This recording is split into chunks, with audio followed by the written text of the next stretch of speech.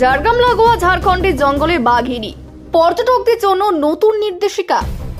ফের বাঘের আতঙ্ক। জঙ্গলমহল সংলগ্ন ঝাড়খণ্ডের চাকুলিয়া রেঞ্জে দুদিন ধরে এক বাঘিনীর ঘুরে বেড়ানোর খবর পাওয়া গিয়েছে। গিদনি, জামবনি ও বেলপাহাড়ি রেঞ্জে নজরদারি চালাচ্ছে বন দপ্তর। জেলার জঙ্গল ও পর্যটন স্থলে পর্যটকদের বিকেল 5টার মধ্যে ফিরে আসার নির্দেশ দেওয়া হয়েছে। ঝাড়গ্রামের ডিএফও উমর ইমাম বলেন, পার্শ্ববর্তী রাজ্যের বন বিভাগের সঙ্গে যোগাযোগ রেখে চলা হচ্ছে। জেলার সীমানা লাগোয়া বনভূমিতে নজরদারি বাড়ানো হয়েছে। পর্যটকদের সুরক্ষার স্বার্থে বেশ কয়েকটি নির্দেশিকা জারি করা হয়েছে। কেউ নিয়ম না মানলে বন ও বন্যপ্রাণী সংরক্ষণ আইন অনুযায়ী ব্যবস্থা নেওয়া হবে। শেষ পর্যন্ত পাওয়া খবর, ঝাড়খণ্ডের গুড়াবান্ধা জঙ্গলে বাঘিনীর সন্ধান মিলেছে, যা ঝাড়গ্রাম জেলার মাত্র 5 কিমি দূরত্বে। ওড়িশার শিমলিপাল জঙ্গল থেকে ওই বাঘিনী কয়েকদিন আগে বেরিয়ে ঝাড়খণ্ডের দিকে রওনা দেয়। ওই বাঘিনীর গলায় জিপিএস ট্র্যাকার লাগানো ছিল। চাকুলিয়া, বহরাগোড়া, ধলভূমগড় বনাঞ্চলে বাঘিনী বিচরণ করছে। ওড়িশা বন দপ্তরের একটি দল বাঘিনীর গতিবিধির উপর নজর রাখছে। 2018 সালের মার্চ মাসে লালগড়ের বাঘঘোড়ার জঙ্গলে বাঘের আতঙ্ক ছড়িয়ে পড়েছিল। সেই ঘটনা আজও ভোলেননি লালগড়বাসী। কেননা এরকম ভাবে সামনাসামনি কখনো আমরা এই সিচুয়েশনটা কখনো ফেস করিনি। তো যেহেতু প্রশাসন থেকে এখন বারণ করা হচ্ছে যে সবাই একটু সাবধানে থাকবেন, কারণ আমাদের পরবর্তী মুভমেন্ট হচ্ছে ঘাটশিলা। তো সেখানেই নাকি বাঘের দেখা পাওয়া গেছে। তো সেহেতু আমাদের একটু নিজেদের একটু সাবধানতা বজায় রাখতে হবে। আর যেহেতু এই বাঘ দেখা গেছে, তো এটা একটা অ্যাডভেঞ্চারের মধ্যে একটা পড়ে, একটা মনে একটা আনন্দ যে স্বাধীনভাবে একটা বাঘ দেখবো। এতদিন আমরা বাঘ দেখে এসেছি চিড়িয়াখানা খাঁচার বন্দি, এবার বাঘ দেখবো হয়তো জঙ্গলের মধ্যে খোলা অবস্থায়। তো সেটা একটা আনন্দ, তার মধ্যে একটা ভয়। সে কত না ভয়ঙ্কর হবে যদি খোলার জায়গায় হয়, সেটা একটা ভয়। আর ভয় আর আনন্দ মিশে একটা অদ্ভুত একটা পরিস্থিতি যেটা আমার মধ্যে কাজ করছে। তো সেটা আপনাদের ভাষায় বলে বোঝাতে পারবো না। যারা জঙ্গল খণ্ডে থাকে তাদের আতঙ্ক সারা জীবনেরই। বাঘ হোক, হাতি হোক, হাইনা হোক, তারা আতঙ্ক নিয়েই বাস করে। যাতে বাঘটা এসেছে সেটা একটা আতঙ্ক সৃষ্টি হয়েছে ঠিকই, আমরা সংবাদ মাধ্যমের কাছ থেকে খবর পেলাম, প্রত্যক্ষভাবে তো দেখতে পাইনি।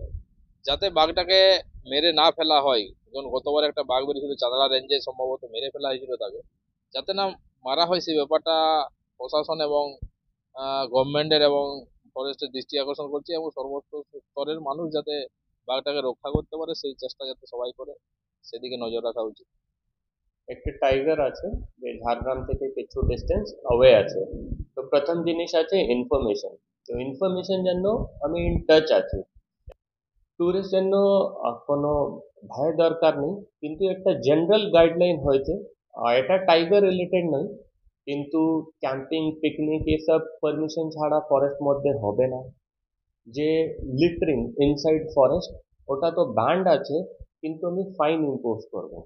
যে ইন্ডিয়ান ফরেস্ট অ্যাক্ট আছে, তো ডিস্ট্রাকশন টু ফরেস্ট জন্য 1150 টাকা ম্যাক্সিমাম ফাইন আছে, ওটা ইম্পোজ করা যাবে। আর এক মাস পরে ফায়ার সিজন চলে আসবে, তো inflammable objects, lighting of fire, এসব জন্য একটু লিগ্যাল অ্যাকশন নেওয়া হবে। বিভিন্ন যে বিশেষ করে যেমন বেলপাহাড়ি, জামবনি, এদিকে গোপীবল্লভপুর বিভিন্ন যে ফরেস্ট রয়েছে যেটা ঝাড়খণ্ডের সাথে লাগোয়া, সেই ফরেস্টগুলোতে নতুন কোনো গাইডলাইন কি করা হয়েছে? না, এখন কোনো নতুন গাইডলাইন দরকার নেই। যে গাইডলাইন আমি বলেছি কিছুক্ষণ আগে, এটা in general for Jhargram forest division আছে। আর বাকি যেখানে যেখানে প্রয়োজন হবে আমাদের লোক আর ট্রাক্টর থাকে ওখানে। এর আগে দেখা যাচ্ছে যে লালগড়ে যে রয়্যাল বেঙ্গল টাইগার তো মৃত্যু হয়েছিল, সেক্ষেত্রে সেই ধরনের যাত্রা দুর্ঘটনা ঘটে, তার জন্য কিন্তু সেখান থেকে অন্য কোনো ব্যবস্থা? ও ঘটনা নিয়ে তো আমি কিছু বলতে পারবো না, কিন্তু আমি একটা জিনিস বলবো, লোক একটু আমি জানি সচেতনা একটু বেশি একটু বেড়েছে। আর জেএফএমসিও আমাদের সঙ্গেই আছে, সম্পর্ক আছে, আর একটু বেটার ইকুইপড আছে ওরকম সিচুয়েশন হ্যান্ডেল করতে। ডিরেক্টলি শুনিনি, মানুষের মুখে আমরা শুনেছি। অনেক মানুষই আমাদের বলেছে যে বাঘ বেরিয়েছে এবং সেটা এখন কাকড়াঝোড়ের দিকে আছে, এখনও বাঘটাকে ধরা হয়নি। যতক্ষণ না বাঘটা ধরা পড়ছে না ততক্ষণ তো একটা ভয়ের কারণ থাকেই। না, আমরা সেরকম কোনো আতঙ্কিত নয়, কিন্তু আমরা যেভাবে ফ্রিলি ঘুরছিলাম সেইখান থেকে একটু প্রবলেম হয়ে গেল, আমরা ফ্রিলি অতটা ঘুরতে পারছি না। এই মুহূর্তে আপনাদের গন্তব্য কোথায়?